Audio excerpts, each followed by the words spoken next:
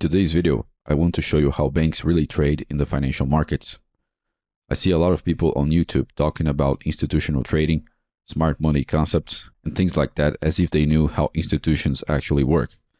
And the very next thing they do is to pull up a price chart. What they fail to realize is that institutional traders like bank traders, for example, don't use price charts at all. The reason why bank traders don't use price charts is because they don't care about what direction price will go next. They care about volatility.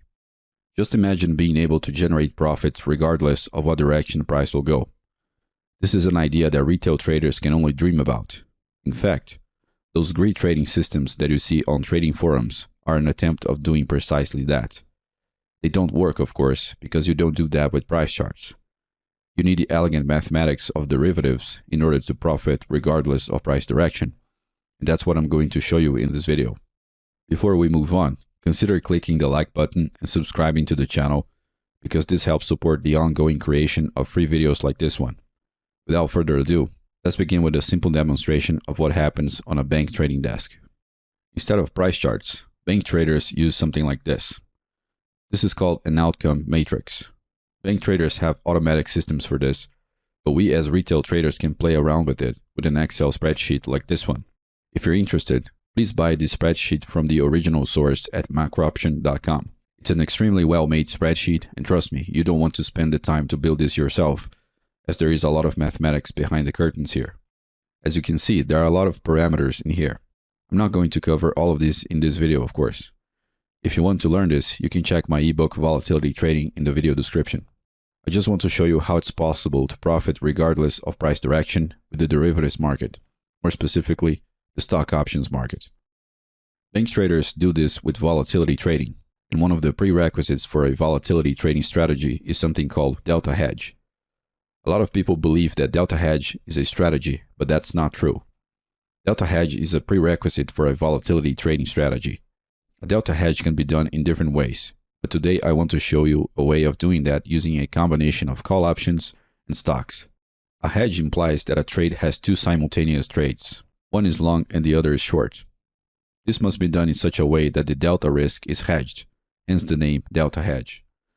The delta risk is the directional risk of the market, so when we hedge the delta, we can make money regardless of price direction. Just as a side note, delta is one of the partial derivatives of the Black-Scholes model, the famous option pricing model that won the Nobel Prize in 1997. As you can see in the outcome matrix, there are other partial derivatives of the model you need to worry about.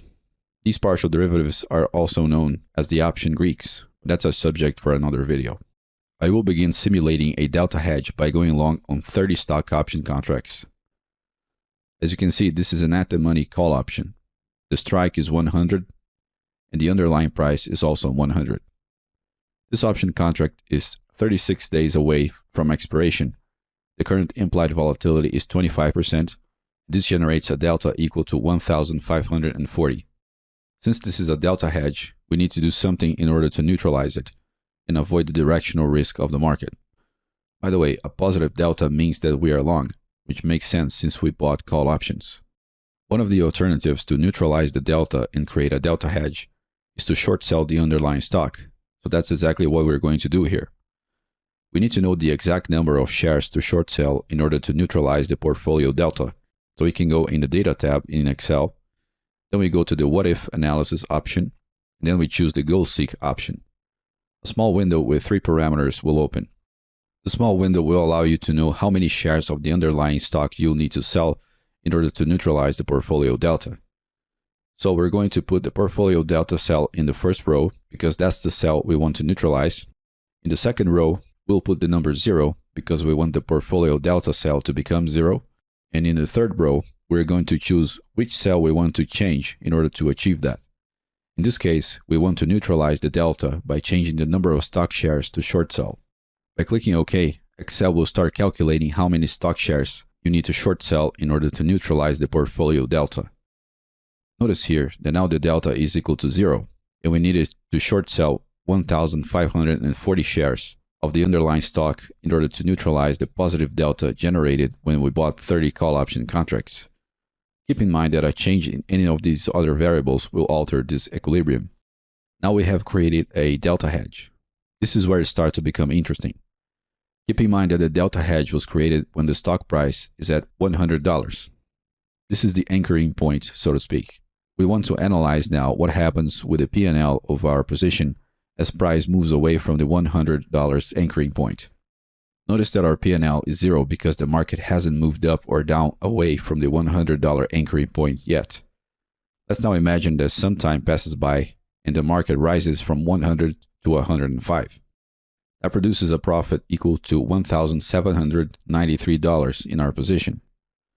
The long side of our hedge is winning $9,495, and the short side of our hedge is losing $7,701.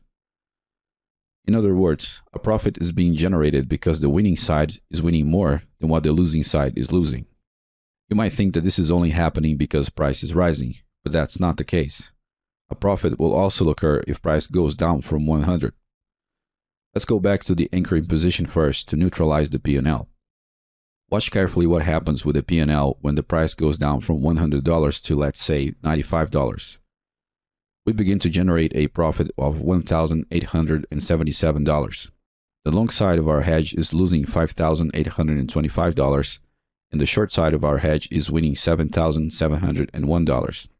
In other words, the winning side is winning more than what the losing side is losing. This is how bank traders profit regardless of price direction. We can see that geometrically by looking at the graph below.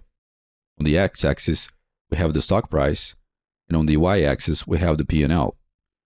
We created the Delta Hedge at $100. If price goes up, the P&L increases, and if price goes down, the P&L also increases. For the option traders, this is different than a straddle because we are looking at the position continuously. You might be wondering what's the catch here. There must be a way of losing money with this, and there is. In fact, there are a few ways of losing money with this. Remember that I said that bank traders trade volatility instead of price direction. If volatility goes down with all else maintained equal, the P&L will generate a loss. For example, let's say that the implied volatility goes from 25% to 20%. The P&L generates a loss of $1,880. On the other hand, if volatility rises from 25 to 30%, for example, a profit of $1,879 emerges. In other words, we are not exposed to the market direction, but we are exposed to market volatility. There are other ways of losing money here, but I will leave that for another time. The point I want to make here is that if you want to make money with this, you need to know when volatility is low and when it's high. And that's a lot easier than knowing what direction price will go next. That's why bank traders use this instead of using price charts. Even though this seems more complicated than a price chart, in reality, it's easier. If you want to know how all of this works, you can get my ebook called Volatility Trading in the video description. There's also the possibility of learning how to scalp the markets using the gamma effect and the vega effect. Notice that institutional scalping is the correct way of scalping.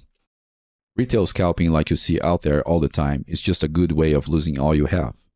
With institutional scalping, you can learn how to make small profits regardless of what direction the market goes. And needless to say, this is the dream of every single retail scalper on the planet. That's it for this video. If you like the material I produce, please help support the channel by clicking the like button, subscribing to the channel, activating the notifications button so you don't miss future uploads, sharing the video with your friend who thinks he knows how institutional trading works, and by leaving your feedback below in the comment section. Thank you very much for watching, and I hope to see you in the next videos. Take care.